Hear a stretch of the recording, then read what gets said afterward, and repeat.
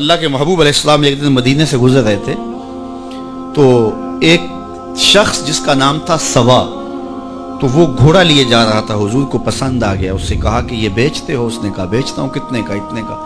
کہا کہ رکو میں اس کی قیمت لے کے آیا اور تمہیں دیتا ہوں۔ کسی نے اس کو رکے ہوئے دیکھا تو پوچھا یہاں کیوں کھڑے ہو؟ اس نے کہا مسلمانوں کے نبی سے اس گھوڑے کا سودا ہو گیا ہے تو وہ قیمت لینے گئے۔ اس نے کہا مجھے زیادہ پیسوں سے دے دو، تو اس نے کہا میں تو یار سودا کر چکا ہوں۔ اس نے کہا کہ کوئی گواہ تھا؟ کہا نہیں۔ کہا مکر جانا۔ اس کو پیسوں کی لالچ آ گئی، اس نے کہا ٹھیک ہے حضور، اتنے میں قیمت لے کے پہنچ گئے۔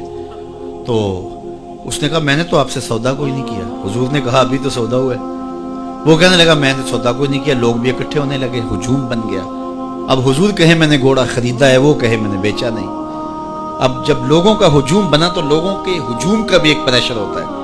تو اس نے کہا کہ اگر بات لوگوں پہ چلی گئی تو صادق بھی یہ ہیں، امین بھی یہ ہیں، تو لوگ تو انہیں سچا کہیں گے۔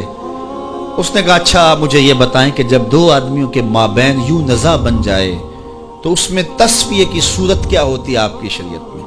تو حضور نے فرمایا میری شریعت تو کہتی ہے کہ جو مدعی ہے وہ گواہ لائے، والیمین علی من انکر، جو انکار کرتا ہے وہ قسم دے دے۔ اس نے کہا پھر ٹھیک ہے، آپ کا دعویٰ ہے کہ آپ نے گھوڑا خریدا ہے تو پھر آپ گواہ دیں، اور اگر آپ کے پاس گواہ نہیں ہے تو پھر میں قسم دے دیتا ہوں۔ جھوٹ اس نے پہلے بول لیا تھا، قسم دینا اس کے لیے مشکل نہیں تھا، اس کو یہ بھی پتا تھا گواہ کوئی نہیں۔ تو اس نے کہا جناب آپ گواہ پیش کر دیں تو میں گھوڑا دے دیتا ہوں جس قیمت پہ آپ بتا رہے ہیں، اور اگر آپ کے پاس گواہ نہیں ہے تو پھر میں قسم دے دیتا ہوں۔ اب بھری بزم تھی، لوگوں کا ہجوم تھا، اور اس نے ایک ایسی بات کی۔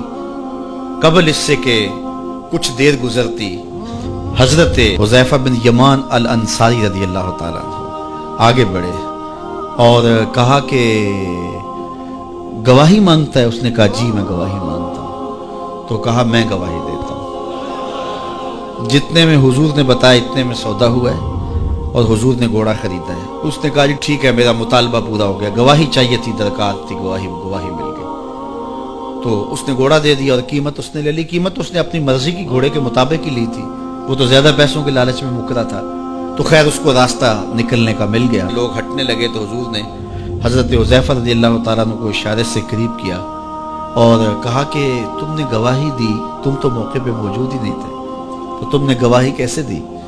تو حضرت حذیفہ رضی اللہ تعالیٰ عنہ نے کہا حضور گھوڑا کیا ہے، آپ کے کہنے پہ تو ہم نے رب کی گواہی دے دی، ہم نے رب کو دیکھا تھا، آپ نے کہا نہ ہے تو ہم نے مان لیا، تو یہ گھوڑا کیا ہوتا ہے؟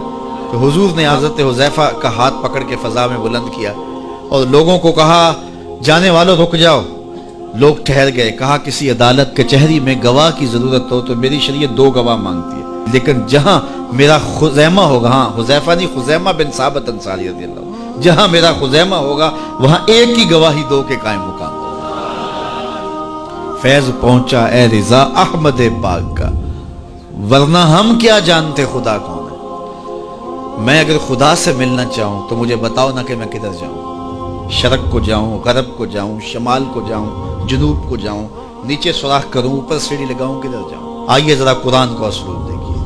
وَإِذَا سَأَلَكَ عِبَادِي أَنِّي فَإِنِّي قَرِيبٌ، حبیب میرے بندے تیرے پاس آ کے میرا پوچھتے ہیں، بندے میرے ہیں، مجھے ڈھونڈتے ڈھونڈتے تیرے پاس آ گئے اور تیرے پاس آ کے پھر میرا پوچھنے لگے۔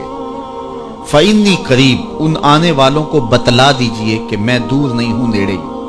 فاتقیبیہ کے بعد علماء تفسیر نے لکھا کہ کل مقدر ہے، یہاں کل ماننا پڑے گا۔ فَإِنِّي قَرِيبٌ اے فَقُلْ إِنِّي قَرِيبٌ، ان کو کہہ دیجئے کہ وہ دور نہیں، آگے ہو تو مل جائے گا۔ یہ ہے ترجمہ کل کے مقدر ماننے سے۔